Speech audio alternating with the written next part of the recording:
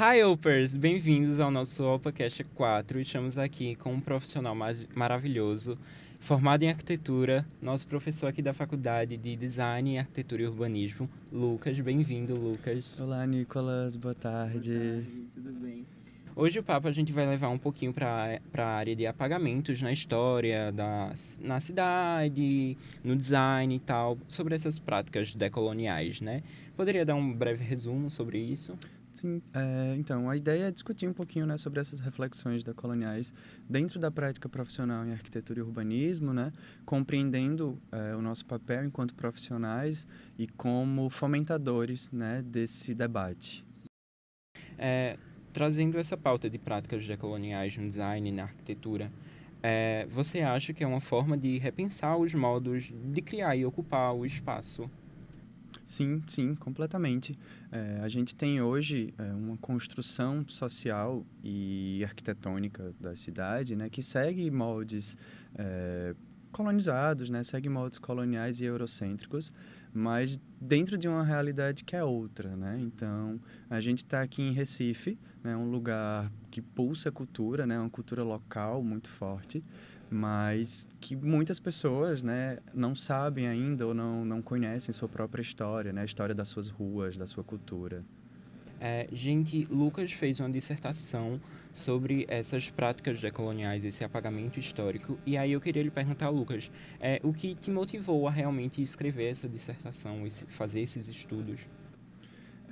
Então, eu venho dessa cidade, né, chamada Icó, é uma cidade histórica no interior do Ceará, com um patrimônio arquitetônico e urbano tombado pelo IPHAN, e que se vangloria muito, né, dos seus prédios, né, das suas construções, mas que acabou historicamente apagando, né, as principais pessoas que construíram e desenvolveram aquela cidade, né, que são inclusive as pessoas que dão o nome à própria cidade, né, que é o povo Icó da nação da tribo Cariri que habitava aquele território anteriormente.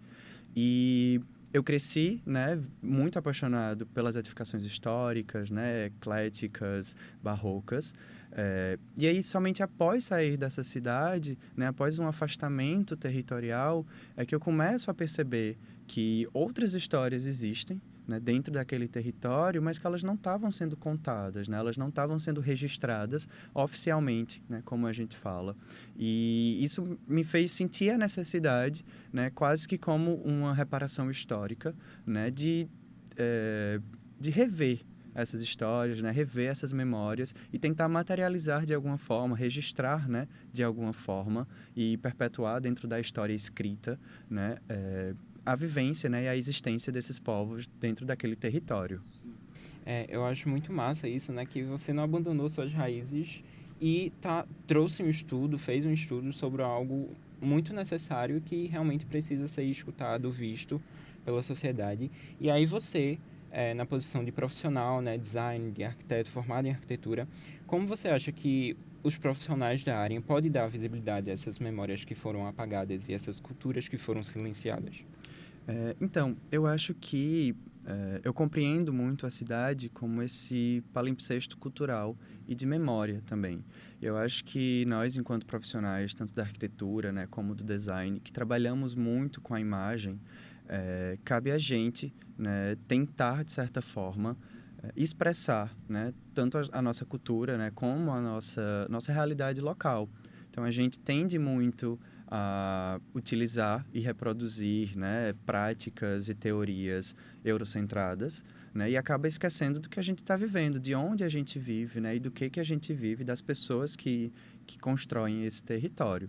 Então, eu acho que nós, enquanto profissionais dessas áreas, né, temos um potencial gigantesco de disseminar e de divulgar tanto essas práticas, né, como os saberes também. Sim. Dentro desses apagamentos, né? A gente sabe que existem vários apagamentos de história, de culturas e tal, mas para você, quais são os principais e os mais comuns, né? Que a gente acaba às vezes até apagando histórias e culturas de forma até não proposital, sabe? Tipo, a Uhum. gente só abandona. Sim. Então, a gente acaba falando muito, né, dos apagamentos raciais, de gênero e da comunidade LGBTQIAP+, né? Mas eu acho que os apagamentos mais sutis, né, são os que são naturalizados. Então, entender, né, que a ideia de um sujeito universal, ela não existe, né? Então, o Brasil é como é por conta da sua miscigenação, né? Por conta da sua construção de múltiplas culturas. Então, eu acho que na arquitetura e no design, né, isso vai refletir principalmente a ausência dessas referências, né, dessas representações, das narrativas plurais que a gente acaba esquecendo. Sim. Eu acho que a gente sabe, né, que é possível sim usar o design e a arquitetura como forma assim de luta mesmo em reparação histórica. Mas para você, como você acha que isso poderia ser usado? Quais são as melhores formas para assumir em projetos para essas reparações? Eu acho que a partir de uma colaboração genuína, né? Então, a gente trabalha para alguém, a gente trabalha para algo, né? E aí eu acho que o design, né, principalmente o design participativo, e a arquitetura participativa também, é uma possibilidade da gente estar fomentando e disseminando esses saberes, né, e essas culturas. Então, trabalhar junto às comunidades, né, ouvir principalmente antes de propor soluções e ideias, né, e entender e compreender, né, e respeitar os ritmos, né, e as realidades locais. Então, o Boaventura de Souza Santos, ele vai falar muito sobre a ecologia dos saberes, né, que é justamente compreender o seu lugar, né, na sociedade, e como a interferência, né, e o atravessamento desses outros saberes lhe forma como cidadão, né, e ele propicia, né, a mostrar, né, os lugares e as realidades não apenas como um dado histórico, né, mas como lugares vivos, lugares de resistência, né, de permanência também. E aí eu acabo vendo muito isso dentro da minha pesquisa, né, tendo como objeto de estudo a cidade de Icó. Sim. E eu acho, para a gente encerrar, né, o nosso bate-papo hoje, como você imagina um design ou uma arquitetura que lute para essa reparação histórica, sabe? Como você imagina? Eu acho que quanto à arquitetura, né, uma arquitetura que abrace a complexidade, né, uma arquitetura que veja o espaço como uma narrativa viva, não só como que está posto, né, mas como o que veio antes daquilo, né, o que construiu, né, o que materializou aquilo, né. E aí, enquanto design, eu acho que pensar um design que celebre a pluralidade, um design que não apenas, né, siga pela forma, né, ou pelo processo, né? Mas que busque esse processo participativo, né? Que busque nas suas raízes referências materiais, né? Referências estéticas, referências visuais, que a gente tem muita, né?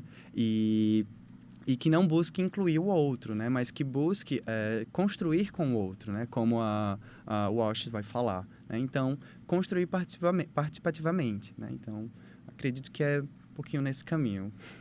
É isso, obrigado, Lucas, pelo bate-papo, muito massa. É realmente necessário a gente entender nossa cultura e aí eu passo a mensagem pro pessoal de casa. Gente, estudem a cultura de vocês, vão atrás, não abandonem, não deixem serem uma cultura silenciada. Procurem, estudem e é isso. Até o próximo OpaCast. Sigam nosso querido Lucas, a rede social dele está aparecendo aqui. Siga a Opa, se inscreva no canal e é isso. Até a próxima. Tchau!